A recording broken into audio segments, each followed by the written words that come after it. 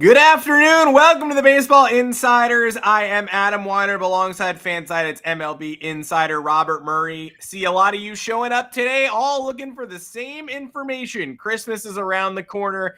Everybody's waiting for the man with the bag. No, not Santa, Steve Cohen. And the Mets, we're trying to figure out where Yoshinobu Yamamoto is going, whether the bidding is at a fever pitch, when to expect a resolution, and what to do with all the teams in the market that have spent $0 total in free agency. Of course, we'll get to your questions in the comments. We'll get to the All-Star questions from our Discord. But before we do all that, Robert Murray, welcome back to the show.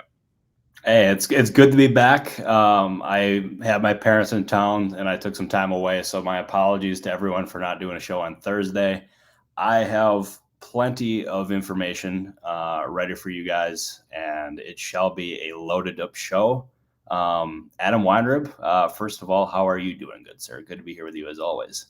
I am good. Yeah, you didn't miss much not being here on Thursday. As the comment said once a long time ago, they called me the best vamper in the business, and I salute you if you think that. But it's been a hell of a lot of vamping in the baseball space in general. We thought the dam might break after Shohei Ohtani signed. Then Shohei Ohtani did sign, invented a new kind of contract, and we are still sort of here tap dancing around waiting for the next big signings to go down. So we will open the notebook for sure as this podcast goes on.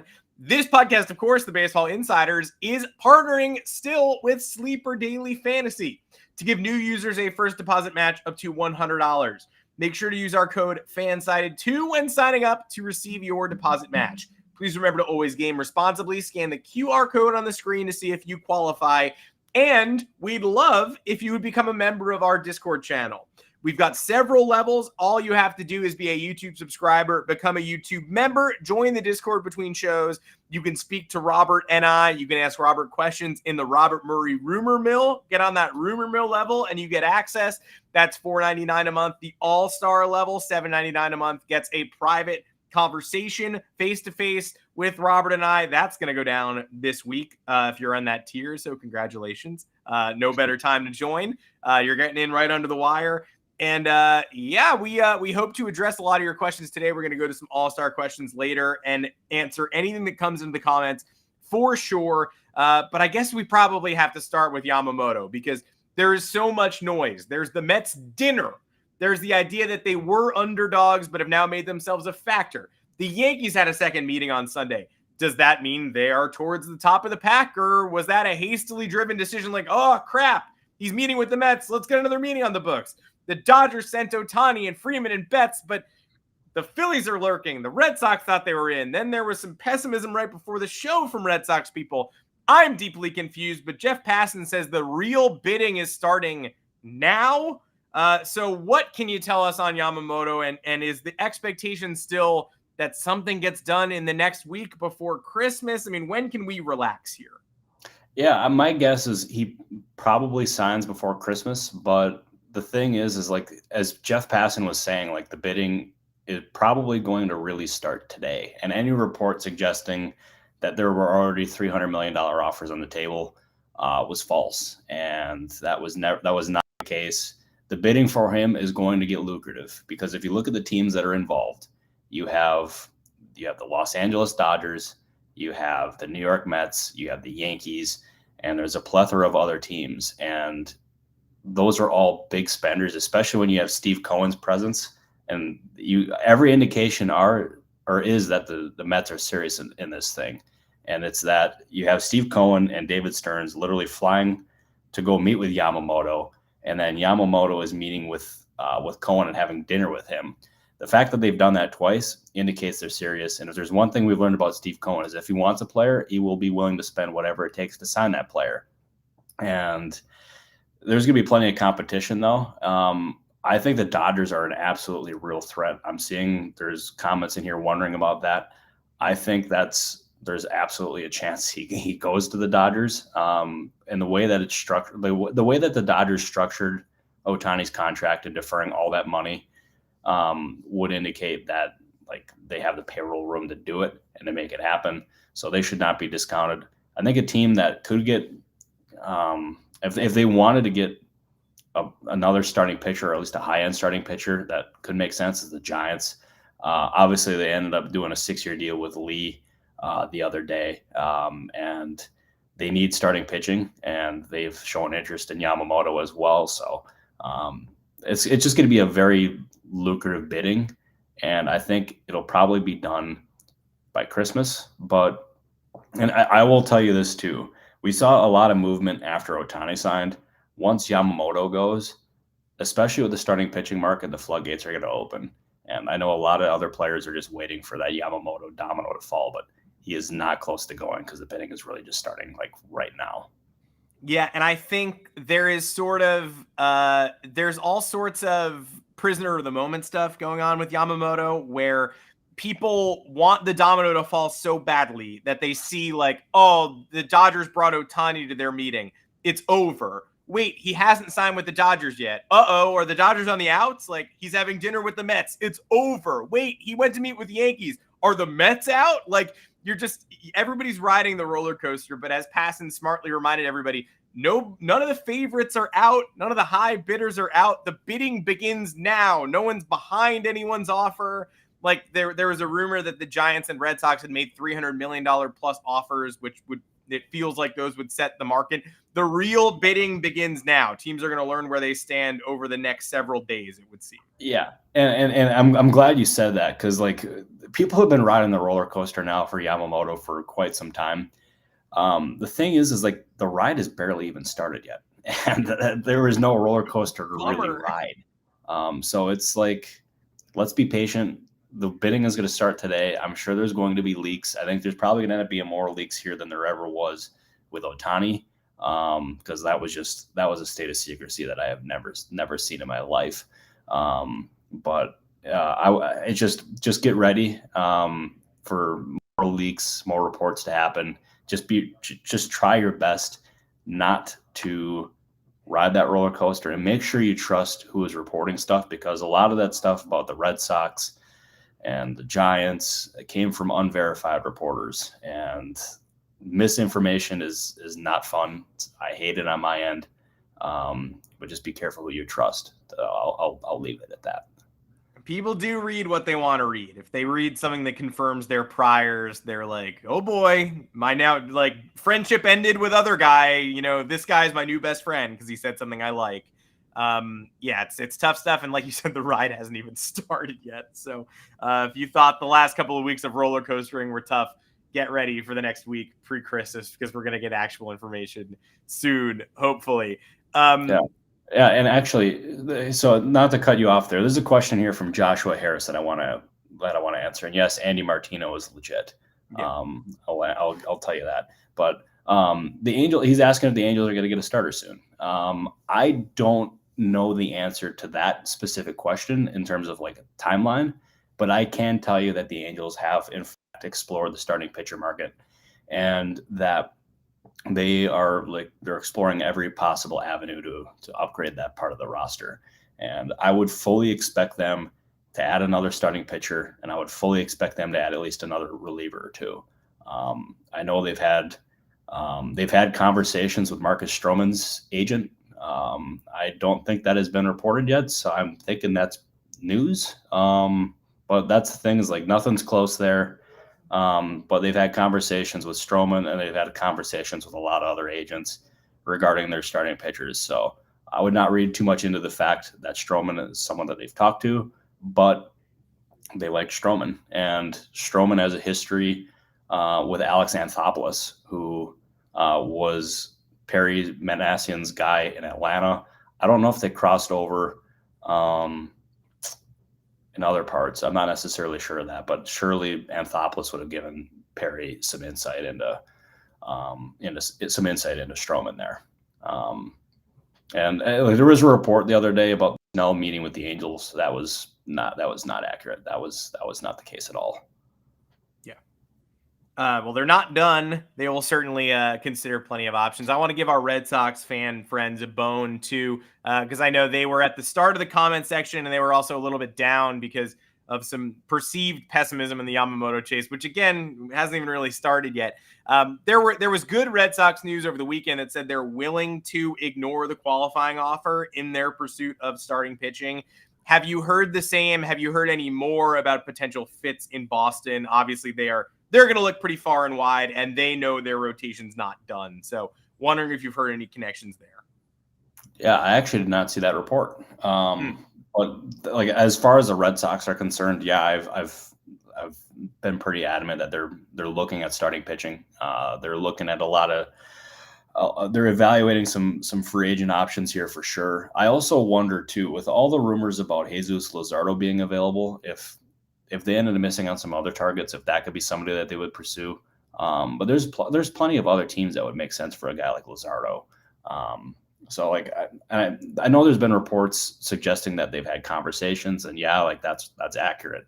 But they're seeking what the Marlins are trying to do. This is they're trying to, if they end up making a trade involving Luzardo or another one of their players, they want to add some top 100 prospects, and it's going to end up being a pretty extensive haul if that's indeed the case, which could make a trade pretty unlikely. But I would not rule it out, and I would imagine there's going to be a long list of teams that are going to end up being in the market for a guy like that for sure. Notably, the Red Sox are definitely one of the teams that is being held up by this logjam. And our all-star questions and a lot of our commenters have brought up the Cubs. I think now is a good time to mention some of these teams because Jeff Passan put out a list yesterday, a reminder to everyone that there are some teams that have been dead silent in free agency so far this offseason. The Red Sox have spent $1 million. Cooper Criswell, come on down. The Cubs are notably in that $0 spender category. So are the Blue Jays. So are the Seattle Mariners. And they stand out to me from that group. So are the Yankees. And they've traded for Juan Soto, Trent Grisham, and Alex Verdugo. So spending $0 in free agency doesn't mean you've done nothing. But it is notable that a team like the Cubs makes a council splash and has spent no money. A team like the Blue Jays gets led on in the Ohtani chase and has still spent no money. We've got a lot of questions about the Cubs. We always do. We got a lot of questions about the Jays and Bellinger and Hibernation Horror, of course, our favorite / least favorite nickname. We love you all. But those teams have objectively been dead silent. So I wonder, is there anything you're hearing about those teams joining the offseason? And are they likely to drop real cash for a Bellinger, battle it out for a Bellinger, or stick to the trade market? Well, I do have Cubs news. It's a minor league deal. So news.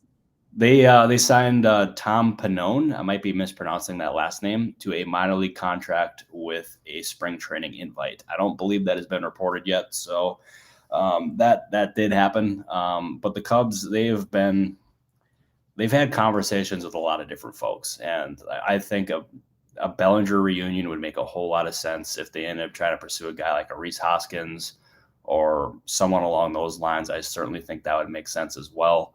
I also wonder too, is we've heard very little buzz about Josh Hader. Council obviously knows him from their time in Milwaukee, and like I'm under the impression that Council really likes Hader and that Hader really likes Council, and the Cubs just so happen to need another reliever. And why not add one of the best relievers of this generation? And like that contract for me, when this is all said and done, I think it'll end up exceeding what Edwin Diaz gets or what he ended up getting with his deal with the Mets. And I also could see a deal that is similar to last year where there's more years on it with to lessen the AAV. So I think that something that could make sense for Hader. I don't know if that's something that they're considering, but it would make sense for sure. And yes, the Hader Dodgers rumor, I am under the impression that is true. Like the Dodgers they do like Josh Hader. I don't know what team does not like Josh Hader because he's just really good. And you have teams that could really make sense there. I thought the Rangers made a whole lot of sense, but I don't know if they have the money that they're going to be able to, that is going to take to sign him, or I thought the Mets might, but they have Edwin Diaz, and I don't know if they want to spend possibly $200+ million on two relievers. But to me, I think Hader's going to end up getting a big deal, but his market as of right now, I don't think it's clear yet. So I think it could take some time, but he's going to end up getting absolutely paid. And I feel very confident in that. But at least as far as the Dodgers are concerned, we've talked a lot about what takes them out of other markets. And since we last spoke, Tyler Glasnow committed long term in LA, but it doesn't seem like the Ohtani deal or the Glasnow trade and extension have taken them out of any of their targets markets. It's, as far as you're concerned, they're still in on Hader and all of these connected names, right? They have yet to be, tossed out of a market because of budgetary constraints. No, exactly. That's spot on. And the market really is kind of just it's in a really weird spot right now, in the fact that a lot of the starting pitchers are just waiting for the Yamamoto market to fall. And then you also look at the position player market. We saw a question about this before, and why that's so inactive. I think that has a lot to do with, one, the prices for guys like Bellinger and Matt Chapman, and two, just like the lack of clear-cut options. The position player market this year is as bad as it's been in some time, and I've heard a lot of different teams really just it's on the back burner for them, and it makes me wonder if teams could also get creative in some of the players that they ask about in trades. I mean, there's one name that I know, I can't say it, but there's a lot of different things that teams are considering, and it could result in some pretty surprise trades on the position player market. I'll leave it at that. I'm under the impression nothing is close as far as those mystery names, but teams being creative would not surprise me. I'll say that much. I too am under the impression nothing is close because I'm being constantly lulled to sleep by the rumor mill. But no, we're gonna have an off season, folks, and we appreciate all your questions. Definitely gonna get to some of these teams down the stretch. It's not Randy or Rosareno. It is not Christian Yelich. It's not Randy. It's not Yelich. Thanks for asking. That's why we love our comment section, because they immediately pop off. Okay, this fellow named Taylor is. Please say one player. One player. I'll say it too. Do you want me to say it as well? I'll say one. Yeah. No, it's not. It's not Fernando Tatis Jr. It is not Jazz Chisholm. Oh, close. Yeah. Okay. We got to get off this subject now. We will get immediately off this subject. I'm gonna get off the subject by praising the Diamondbacks, because the position player market might not be moving, but hey, guess what? While everybody else is watching the big market teams not strike out, but just sit here and wait for Yamamoto or sit here and wait for Ohtani, the NL champs signed Eduardo Rodriguez, signed Lourdes Gurriel Jr., brought him back over the weekend on a reasonable deal. Supposedly they're going to address DH. Supposedly they like JD Martinez and Justin Turner. The Orioles fans watching this show and listening to the podcast have to be sick watching the Diamondbacks make the World Series with a young roster. They called up their prospects. They succeeded in October. They actually took the next step. And then they added pieces that cost significant money, like Erod and maybe a JD Martinez. While the Orioles are sort of sitting here, maybe Dylan Cease, maybe nothing, it does feel like the Diamondbacks are doing what a team should. Oh, we maybe arrived a year too early? Great, we don't care. We're adding pieces anyway, and I just want to give them kudos.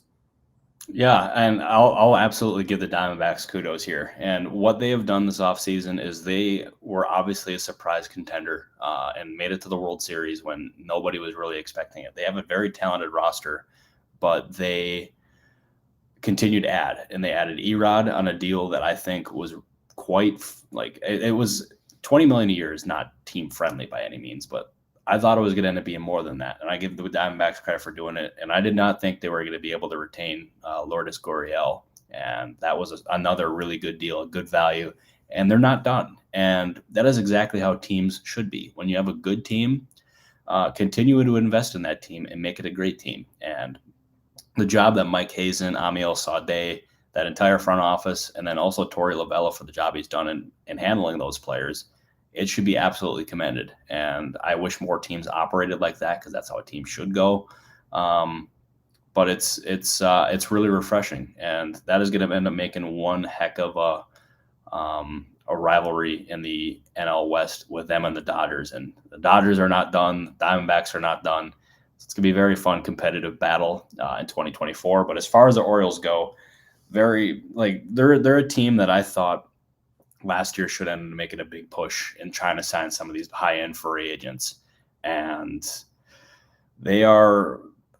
I don't know if they're going to do it this year. I thought like Dylan Cease makes a whole lot of sense for that team, and they have the prospect capital that can get it done, and they can really pay more than any other team. But um, I don't know if they're going to end up doing it, and it is it's a very unique spot that they're in because I don't think there's been any team in Major League history that has had the prospect depth that they've had. So it's been quiet for them. It's been quiet for a lot of teams, but I'm starting to become a little skeptical that big move is coming from the Orioles. And there was even a question earlier, by the way, that asking if it was a 100% chance that Dylan Cease is going to be traded. Mm-hmm.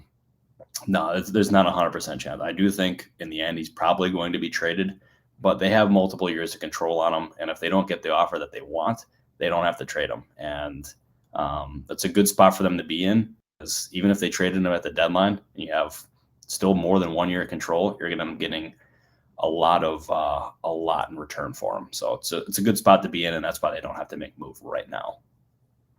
Beautiful. I get it. I do get it. I'm a fan of what the Baltimore Orioles have put together, and I know there's more coming, but I also know that, man, even they're still close. They're right on the verge. They got to add a starting pitcher and give their fans a little something, and maybe do it midseason as well. Let's do some comments, because I'm seeing a lot of fans who want their teams addressed. I think Heart of the Order deserves a shout out for, we have not talked about the St. Louis Cardinals in a long time. And yeah. I think that's a function of the market. They have not been very loud. And I know they brought in Yuki Matsui from Japan. I know Cardinals fans are watching Lars Nootbaar tour the country with Yamamoto and wondering why they may not be in that mix quite so much. Have you heard anything about the way that the Cardinals are going to attack the rest of this offseason after they loaded up on arms very early? And arms that, Sonny Gray, the headliner, fans might not have been so enthused with Kyle Gibson and Lance Lynn, but they got the job done early in the offseason. Now we've gone into, as our listeners like to say, hibernation mode. But what's next for the Cardinals? Are they done with this roster, or are they going to keep moving? They're going to keep moving. And that's something that even John Mozeliak said after a lot of these additions, is that the offseason was only truly beginning, and they have flexibility to make other moves. I would not rule out another rotation addition. I think some bullpen help would absolutely make some sense. And their offseason was basically going to be pitching. And they had the visit with Matsui. There was a report from Katie Wu of The Athletic that there was a visit from another mystery pitcher. I have not nailed down who that is. Now that I'm back from vacation, I can look a lot more further into that. But the Cardinals are not done. They are not done making major league additions. And I did not agree with some of the moves that they made. I thought, like the Lance Lynn deal, I would not have done that. Kyle Gibson, I don't know if I would have done that either. There's no such thing as a bad 1 year deal, so I guess I can't knock it too much. But getting Sonny Gray was really good. And but they delivered on their promise, and they said they were going to go pitching, and that's exactly what they've done, and they're not done. So I commend them for that. There is a comment from some Pirates fan asking Martin Perez to the Pirates. Can you confirm? Is that an actual report? I have not seen that. It came from I looked that up because I saw the comment. It came from our friend MLB Scoops, the ice cream MLB logo man with 6,500 followers. So what did he say in the tweet? The Pittsburgh Pirates are intensifying conversations with Martin Perez, but the tweet right before that was something about MLB Scoops denying allegations of child sex trafficking. So I don't know what's going on that account today. Yeah, let's avoid following MLB Scoops because that account sucks. Yeah, it's a sucky bad account. Don't follow it. Yeah, I would if I was you guys, I would just block that account. Yeah, that's bad, but no, I don't believe that's accurate. I will also, I know the Pirates are very active on the pitching market. They're trying to get things done there. I would fully expect an Andrew McCutchen reunion to happen sometime here this week, probably. But yeah, the Pirates have been active. I think the mid-tier market for them makes a whole lot of sense, and possibly even like a number 5 guy in the rotation. So would not rule out multiple additions there. But that's just something that are very strongly exploring. And I would also not rule out some other offensive additions. And no, Henry, you're asking if the Tigers are done with major league signings. They are not done, to my knowledge. I think they're still exploring the market. Speaking of the Tigers, though, like we got to give the Royals a little bit of kudos. I think some of the people we've talked to and shared thoughts with are split on the Royals going for with Waka and Lugo and Renfroe and Will Smith and loading up a little bit. That division is very winnable. I'm not saying the Royals have gone from a 100-loss team to a favorite, but I don't disagree with making these 2 and 3 year pacts with easy outs. I just don't. I can't argue with. These are all people that theoretically these signings could hit and the Royals could contend for a playoff spot and give their fans a lot of joy, or they could all bomb and then the Royals are right back where they started with still very minimal financial commitments on the books. You have to pay for somebody. I don't have an issue with the Royals making these deals, but I don't know how you feel about that. No, in terms of the Royals making deals, yeah, like people are mad at Michael Wacha and Seth Lugo. I think that's a totally fine thing to do. No, so do I. I'll tell you, like having a team on the like that is probably I think it's pretty safe to say they were not very good last year. It's putting it lightly. But they're trying to compete. They're trying to improve their roster, and they've added some starting pitching. They've added some bullpen help. They signed Will Smith, so they're basically guaranteed to win the World Series at this point. But there's not many teams in that position that would end up making that kind of an effort to improve. And that division is winnable. Like there's no clear-cut, like awesome team in that division. Like obviously, like the Guardians have been good, like the Twins have been good, but like other than that, like there's been no clear-cut favorite team there. And I think more teams should like follow that philosophy. I think that would improve the free agent market exponentially. And I would not be upset if I was a fan of the team or a fan of any team about the Royals spending, because it's good for baseball. Michael Wacha ended up getting a really nice deal. Same with Seth Lugo. It was funny. I had heard rumblings at the winter meetings that Lugo was probably going to get a 3 or 4 year deal for about $15 million a year, and that ended up being spot on. So yeah, it was a good deal. It fits right in line with a lot of other players. I think the deal that kind of surprised most or a lot of folks in baseball in terms of teams, in terms of the price, was the Jack Flaherty deal. I heard teams were kind of surprised at how high that went on a 1 year deal, but so that was good work by Flaherty's team, and that's a really good spot for Flaherty, by the way. Considering the success that the Tigers had last year with Michael Lorenzen, they think they can do a very similar thing there with Jack Flaherty now. And I think they can too, or I at least like to see them spending. I like to see all of these AL Central teams taking strides, and that brings me to the Guardians questions. Funny man Luke asking if you heard anything on them other than Bieber rumors, because I know we heard a little bit about Class A earlier in the offseason. Another comment asking about Bieber destinations. It does feel like once Yamamoto goes, the Bieber, the Cease, even potentially the Burns conversations could heat up. But does that feel right, that when the free agent market heats up, so will the Shane Bieber talks? Yeah, I'll tell you this. As soon as Yamamoto signs, the floodgates for the starting pitching market are going to open. Whether it's the trade or the free agent market, there's going to be a lot of dominoes that fall. And there's going to be other dominoes that fall this week. I feel very confident in that. But the majority are going to come, I think, after Yamamoto signs, because that's when teams are going to have their clear-cut plan and like know what exactly they're going to be able to know that they're out on their top target or that they got their top target. And then they're going to be able to respond after that. But Taylor, you're asking who the favorite is for Yamamoto. The bidding literally started today. So way too early to tell. But there's a lot of teams that are very motivated to go get him. And I tell you what, I thought about it, and I think I'm going to join the bidding. I think I'm going to bid on Yamamoto. Just have him come hang out in my apartment. There, do it. Adam Weinrib is the mystery team. There you go. I've always been the mystery team. I think the commenters deep down know that I'm the mystery team, but now it's confirmed. So yeah, there you go. So am I allowed to tweet that, Adam, that you're the mystery team? That? Yeah, I give you permission to tweet that. You know me. I always give you permission to tweet. I'm an open book. Well, what a guy. What a guy. We love that. Just let me know when you sign some other free agents. Speaking of other free agents, here's another minor league signing. This is a name that I had not heard in quite some time. Chance Adams signed with the Rockies. That is something that I believe happened today. And the Rays made another small move as well. They added Garrett Acton, who was formerly with the Oakland A's.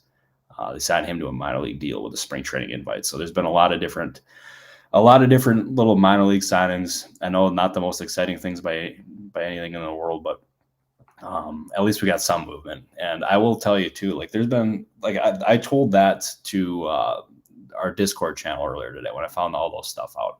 Is that some of these signings? I even gave you a heads up when the Dodgers were making a trade last week with the Yankees. I had found that out. So yeah, I could not recommend more joining the Discord because you will get access and that nobody else in baseball has. You will know information before it's public. You'll be the most informed fan in baseball. And I could not recommend more to join because that is a tool unlike anything I have ever seen on the internet. And that is not just me plugging it. That is me telling you the honest truth because it is something that is extremely valuable. And I would highly recommend doing that. And Joshua Bettenker, the Marlins are exploring catching additions. And I think Andrew Kisner is a name to watch there for sure. Mm-hmm. And I saw that name float in the comments earlier too. So that kills two birds with one stone there. Keep your eye on that for sure. Robert's right about the Discord. It's where you can pin our feet to the fire between shows. It's where we have some of the conversations.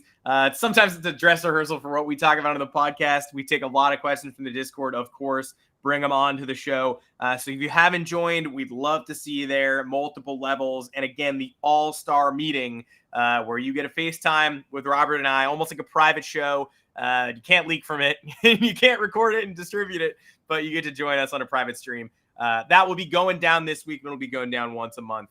So we thank everyone who's a Discord member for hanging out with us, and we see a lot of you here in the comments today. We really appreciate what you've made that community, what you've allowed us to do and build. And when I do sign Yamamoto, you heard it here on the show first, but a lot of the other stuff comes from the Discord first. We promise you that. No, that is 100% accurate. And yeah, could not recommend more joining because that community is really awesome. Got a lot of great people in there.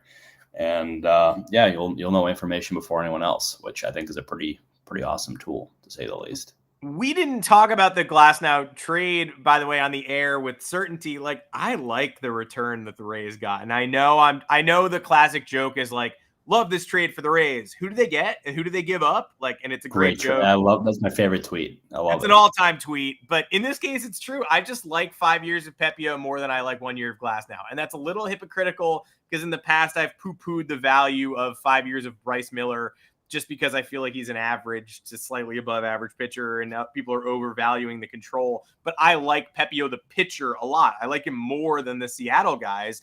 And I feel like Tyler Glasnow, congrats on the homecoming. Tommy John, he's already had it. He's gotten it out of the way. So maybe he'll be healthier moving forward. But with him, you just got to cross your fingers and hope he's available for October. And if you're trying to get rid of his money and you're the Rays, it's hard to imagine you doing better than a lot of control of Ryan Pepio and a guy who people say has the best changeup in baseball in the minor league system. And then now suddenly he's got to get a chance to contribute for an organization that does pitching right.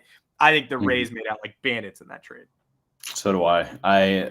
Especially for a guy that's entering a contract year, being able to get a guy. Well, he was entering a contract year. Yeah, he signed the extension. That's how they were able to get. But yeah, getting Pepio was an absolute coup by that Rays front office, and I give him a lot of credit because that was something that I entering this I did not expect the Rays to get that kind of haul. I also didn't expect an extension, but that was an important part of this because Glasnow wanted to be with the Dodgers, and the Dodgers clearly wanted Glasnow, and getting him signed to that $100+ million deal was, I think it was smart, but it also comes with a lot of risk, especially considering his injury history. And the thing about it too is like Glasnow wanted to be there, Ohtani wanted to be there, and I think the Ohtani addition is going to make other players want to go to Los Angeles. And yeah, I would not be surprised if the Dodgers continue to make moves. I don't know if anything imminent there by any means, but they are still looking for another starting pitcher. Yamamoto is someone on their radar. I know of some other guys who are on the radar, and Yeah, there's just a lot of different little all things that they're considering, and it's going to end up being a very good time to be a Dodgers fan, and probably not so great time to be a fan of the other 29 teams, considering the Dodgers are looking. They kind of remind me of the dynasty version of the Golden State Warriors at this point. And I mean, they still got holes, but I fully anticipate them filling them at some point, probably here before the New Year is what I'm guessing. Well, baseball is better. Some people don't agree, but baseball is better with a big bad. Like when there is a big bad team like the Warriors, everybody in the NBA wants to go get them. And when there's a team like the Dodgers, it is harder to create a villain in Major League Baseball, even though the Yankees just were born with it. But when you are a team that can drop all that money on Ohtani and defer a lot of it and use that deferral to get Glass now and probably get more top tier pieces, and you have Freddie Freeman and you have Mookie Betts and you play in Hollywood, that's the most evil team in baseball right now to a lot of people, and that's going to be good for the sport in general. Although one team hoarding all that wealth is not great for the sport, and if people want to disagree, I get that too. Because I'm not gonna sit here and be like, yeah, one team should be super rich and the other one shouldn't be. Like I don't think that's fantastic. But it's going to create great competition. No, it 100% is, and I'm totally agree. By the way, before I forget, I also want to say this. I want a big shout out to Brett Taylor, who is Bleacher Nation on Twitter, for watching the show. Always been a huge fan of yours, big supporter since I got started. So I just appreciate him for watching the show, because he just aggregated one of the signings that I dropped for the Cubs. But yeah, man, that's I know there's a lot of different frustrations as far as where the market is. Sorry for cutting you off and going on a different spew here, Adam. I had nothing. I was just being a nice guy talking to the Dodgers. Oh no, well, Adam Weinberg, you're always a nice guy. That's why it's one of the many reasons why we love you. But yeah, I just stay patient as far as the market goes. I know this has not been the most exciting offseason in the entire world. It's been probably one of the more boring ones. But there's a lot of dominoes that have yet to fall, and they will fall. Just the Yamamoto thing is kind of just holding things up at this point. But once that happens, or once Yamamoto signs, I think the market is just going to go crazy, and just be patient, because the Yamamoto thing is still going, or it's just getting started, I should say. So it's going to be a little bit until he's off the board, but don't lose hope, don't lose patience. And I promise you, and I cannot stress this enough, your general manager is not sleeping. There is no sleeping at the helms. There is no hibernation Hoyer. There's nothing like that. None of these GMs are sleeping. I cannot stress that enough. I mean, they will get sleep at night, but they're not sleeping throughout the day either. Yeah. Well, you're here with us, not sleeping either. You and I will be sleeping at some point, but right now we're wide awake. If you people in the comments can rock with us during this offseason that has been objectively pretty boring, we appreciate you rocking with us during this one. We hope you stick it out for the trade deadline, for next offseason and beyond. Like you mentioned that Bleacher Nation tweet. It's so awesome to see people like that who I've followed forever tweeting on he said, in today's Baseball Insiders live stream, Robert Murray says, the Cubs are signing Thomas Pannone. It's just awesome watching people cite us, watching people ride with the Baseball Insiders. This has been a very fun year of growth, of doing great shows. I hate saying content, but great content. And we're nothing without Robert. And we are nothing without everybody in the Discord, in the comment section, our producer, Joanne, of course, a lot of great people go into making a show that I think is pretty damn good. And it's been a big one. And 2024 is just going to be a bigger one, I feel like. And everybody, thanks for hanging out. Yeah, I'll tell you, it is like this community that we have here is genuinely something that I could never have thought possible. And I just want to say a huge thank you to every single one of you who have tuned in, who have watched us, who go into the Discord, and they communicate. They are always just like so active and ask questions. And it's one of the coolest things that I could have ever dreamed of. And just a huge thank you. And yeah, we will be leading the league in information, both on this podcast, on my Twitter feed, and in the Discord. So could not recommend more doing that and joining that. But Adam Weinrib, probably see you later this week. And by the way, also too, is the All-Stars thing. If you join the Discord and go on the All-Star things, you will have exclusive access to both Adam and I for a Zoom call. And that is something that I'm quite positive no other insider does. So that will also give you some really unlimited access. And I'll probably be able to give you a lot of information that you really are going to want. So could not recommend more joining that as well. Yes, I'm excited for that to start. And Robert, of course, I will see you there later this week. And I think we are going to try to do another show before Christmas to get you guys an update. Holiday next Monday, weird, zooming up on us. But I appreciate everybody joining today. We'll keep you posted on details for the next show. And we'll, of course, keep you posted on when the Yamamoto domino could potentially fall and open up the floodgates that we've been waiting for so long. Until next time, I'm Adam Weiner. For Robert Murray, thank you so much for joining us, and we will see you again as soon as we can with more information. Thanks, everybody. Thank you, everybody.